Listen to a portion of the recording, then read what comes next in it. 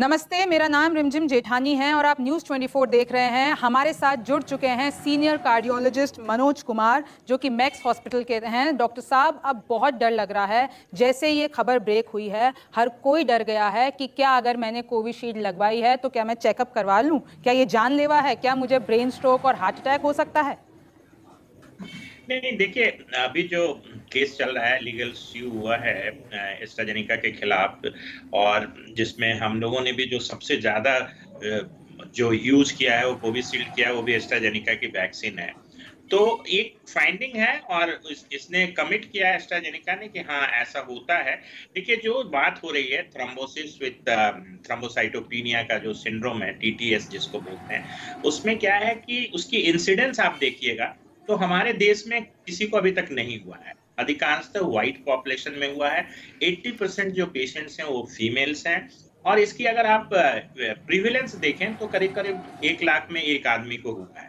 तो आप ये कह रहे हैं कि बहुत ही रेयर है, लेकिन इट आप इज़ ए मुझे ये रेयर बात कॉम्प्लिकेशन। बताइए कि इसके सिम्टम्स क्या होते हैं? और अगर हमने कोविड जो वैक्सीन है वो बहुत पहले लगाई है, तो क्या अभी मुझे डरने की ज़रूरत है कि अगर मुझे सिम्टम्स आने होते हैं वो उसी वक्त आ जाते हैं वैक्सीन लगवाने के तुरंत बाद, या फिर मैं अभी भी कोई ऐसा चेकअप कराऊं जिसके बाद मुझे पता चल सके कि मुझे कोई गंभीर बीमारी तो नहीं है? देखिए, जो भी पब्लिश्ड डेटा है, उसमें जो सिम्पटम्स आए हैं, वो वैक्सीन्स लगने के 7 से 10 दिन के अंदर आए हैं। ठीक है। ऐसा नहीं है कि बहुत लेट कॉम्प्लिकेशंस हुआ है। तो उस समय जो कुछ इवेंट्स हुए, उसमें खास करके जो पेट की जो वेनस सिस्टम है, या जो ब्रेन की जो सेरेब्रल वेनस सिस्टम है, उसमें थ्रोम्बोसिस पाया गया, लंग्स में पाया गया, उसको पल्मोनरी एम्बोलिज्म बोलते हैं, पोर्टल वेन थ्रोम्बोसिस बोलते हैं। इस तरह के सिचुएशंस हुए। बट जनरली ये कोविड की जो वैक्सीन लगी उसके तुरंत बाद हुए या निकट समय में हुए। इतना लॉन्ग टर्म की अब 2021 में लगा है और 24 में आपको होगा, ऐसा कुछ नहीं है। तो तो मतलब मुझे अभी ऐसा लगता है हमें कि घबराने की ज़रूरत नहीं है। और अगर अभी हमें कोई नहीं। टेस्ट करवाना हो, जैसे हमारे घर में बहुत बुजुर्ग माँ बाप हैं, तो उनको टेंशन हो गई है कि अगर ये 60 साल के ऊपर वालों में, एक स्टडी में भी पाया गया है कि 60 साल के ऊपर वालों में ये सिम्टम्स अगर दिखते हैं, तो क्या उनका अभी हमें कोई टेस्ट करवाना चाहिए? या अगर हम अपनी भी बात करते हैं तो ऐसा कौन सा टेस्ट है जो करवा के हम अपने मन को तसल्ली दे सकते हैं? देखिए, जो टीटीएस है, जो थ्रोम्बोसिस थ्रोम्बोसाइटोपेनिया सिंड्रोम है, उसकी जो डायग्नोस्टिक क्राइटेरिया है कि आपका प्लेटलेट्स काउंट्स जो है 1,50,000 से कम होगा, 1.5 लाख से कम। तो सबसे माइनर और सबसे कॉमन टेस्ट है कि अपना प्लेटलेट्स काउंट करा सकते हैं। तो इससे पता चल जाएगा कि आपके प्लेटलेट्स कम तो नहीं हुए हैं। अगर प्लेटलेट्स कम है तो फिर इसको और इन्वेस्टिगेट करने की ज़रूरत है। बट मुझे ऐसा लगता है कि डी-डाइमर या ये सबसे कोई बहुत ज़्यादा अभी फ़ायदा होने वाला नहीं है। बट प्रिकॉशंस की ज़रूरत है। लोगों को ये समझना चाहिए कि हो सकता है, जब उन्होंने कमिट किया है कि हाँ, कुछ केसेस में ऐसे एक रेयर कॉम्प्लिकेशन, या कहिए कि रेयर एक साइड इफ़ेक्ट्स है इसका, एस्ट्राजेनेका के वैक्सीन का, और हमारे यहाँ करोड़ों लोगों को लगे हैं, और इंसिडेंट्स आपको मैंने बताया कि लाख में 1 को हो सकते हैं। तो हमें भी सावधान रहने की ज़रूरत है, बट पैनिक होने की मुझे नहीं लगता है कोई अच्छा, तो आवश्यकता है। घरेलू उपाय, अगर हम टेस्ट नहीं कराते हैं, अस्पताल नहीं जाते हैं, तो घरेलू हम कैसे इन सारी चीज़ों से, जो ये दावे किए गए हैं, तो घरेलू ऐसे कौन से उपाय कर सकते हैं जिससे हम अपना स्वास्थ्य ठीक रख सकें? देखिए, थ्रोम्बोसिस ये इम्यून मीडिएटेड एक साइड इफ़ेक्ट्स है, और इसमें एक बोलते हैं कि P4 एंटीप्लेटलेट्स एंटीबॉडीज़ भी कुछ में पाए गए हैं। तो मुझे नहीं लगता है कि घर के किसी उपचार से होगा, बट आपको थोड़ा-सा सजग रहना होगा कि आप वैक्सिनेटेड हैं। अगर पेट में दर्द होता है या सर में आपको सीवियर हेडेक होता है, अगर हाथ पे कोई धब्बे से परप्यूरा आते हैं, तो फिर आपको अपना टेस्ट कराना चाहिए और फिजिशियन से मिलना चाहिए। मुझे नहीं लगता है कि होल पॉपुलेशन को, पूरी जनता को कोई टेस्ट कराने की या कोई सावधानी बरतने की अच्छा, तो ये ज़रूरत है। कोविशील्ड और कोवैक्सीन में क्या डिफरेंट है? सब कह रहे हैं अगर कोविशील्ड आपने लगवाई है तो भाई साहब, आपके तो जैसे ही रिपोर्ट आई कि अब आपके तो हो गया काम। तो ये कोवैक्सीन और कोविशील्ड में ऐसा क्या डिफरेंस है? देखिए, हमने जब रिपोर्ट पढ़ी तो एस्ट्राजेनेका और आई थिंक कोविशील्ड का जो कंपाउंड है वो सेम है। कोवैक्सीन इससे कितनी डिफरेंट है?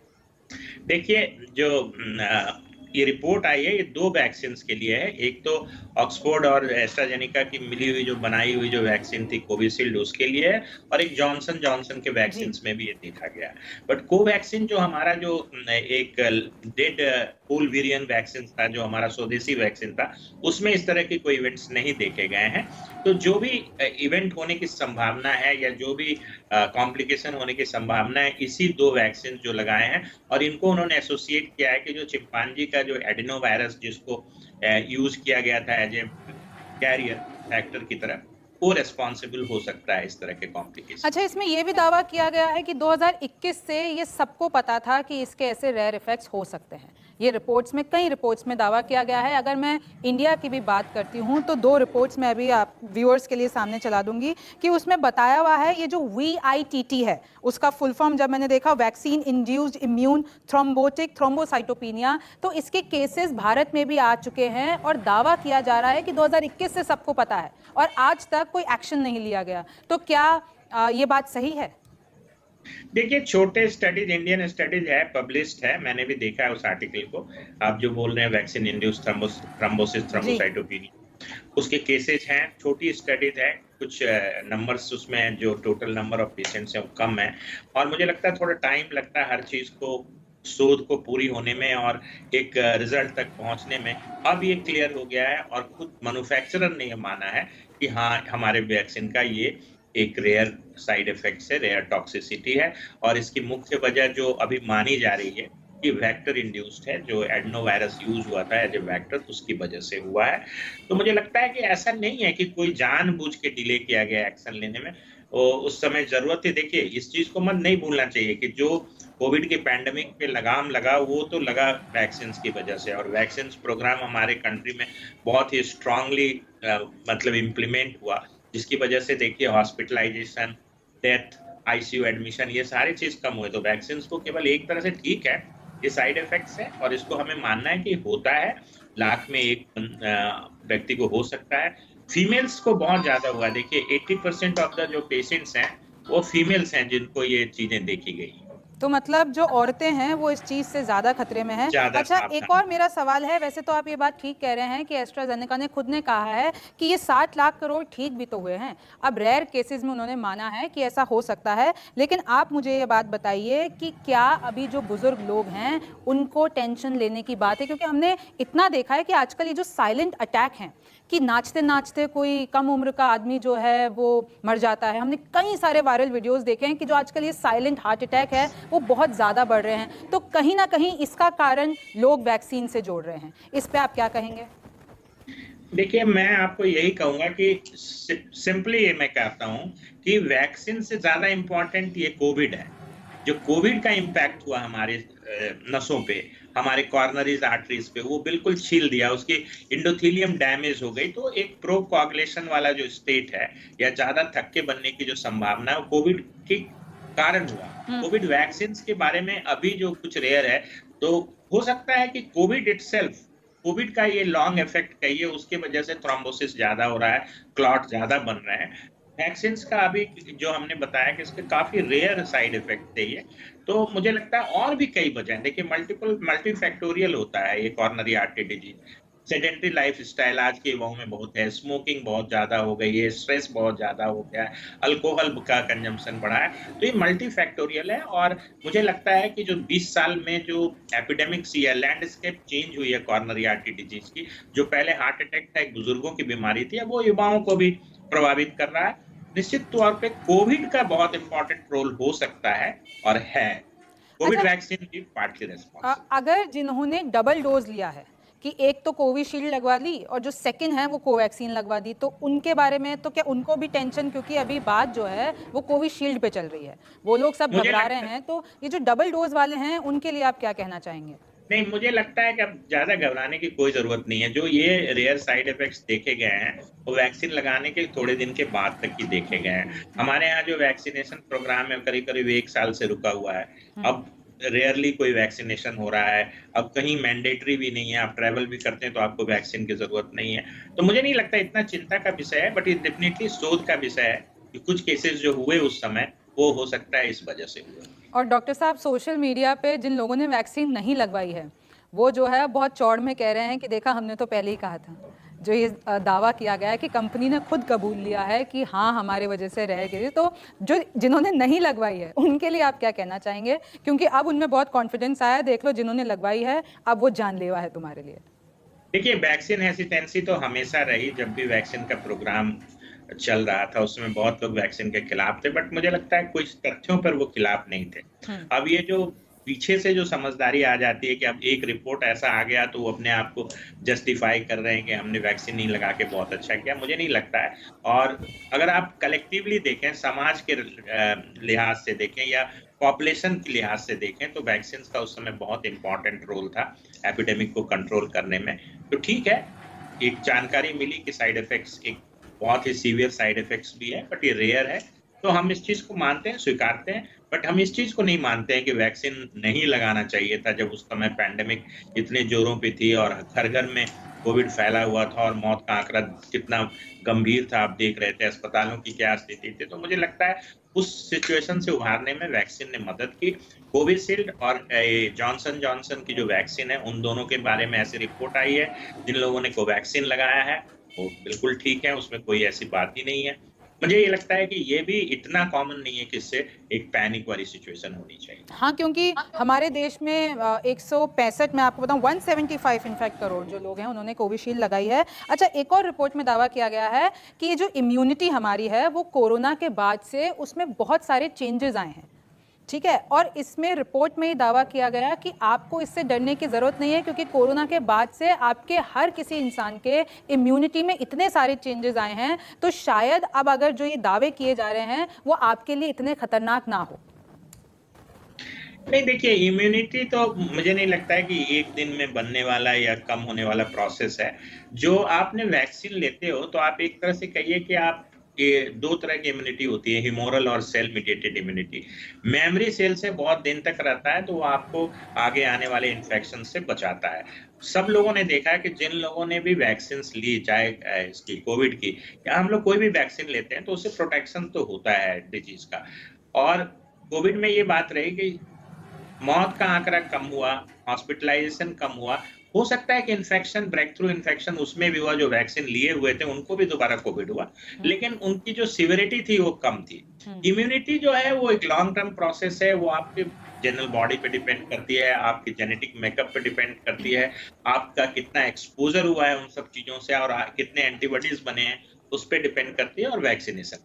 अच्छा, इसमें एक और चीज़ है कि जो टीटीएस है, अब जिन्होंने वैक्सीन नहीं लगवाई, ऐसा तो नहीं है कि टीटीएस तो एक रेयर बीमारी है और वो किसी को भी हो सकती है, तो ऐसे और कौन से कारण हैं कि जिन्होंने वैक्सीन भी नहीं लगाई है फिर भी अगर उनको टीटीएस जैसी रेयर बीमारी हो गए तो वो क्यों हो जाती है? नहीं, देखिए, टीटीएस तो ऐसे थ्रोम्बोसाइटोपेनिक परप्यूरा जो है वो तो बहुत कॉमन है। इडियोपैथिक थ्रोम्बोसाइटोपेनिक परप्यूरा होता है, ये सब भी इम्यून मीडिएटेड प्लेटलेट लॉस है।